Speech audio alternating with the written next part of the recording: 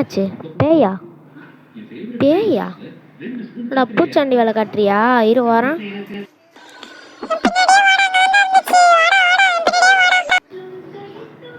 எங்கடா? அங்கேயா? இரு வாரம் பார்க்குறேன், என்ன இருக்குன்னு பார்க்குறேன். இரு வாரம்.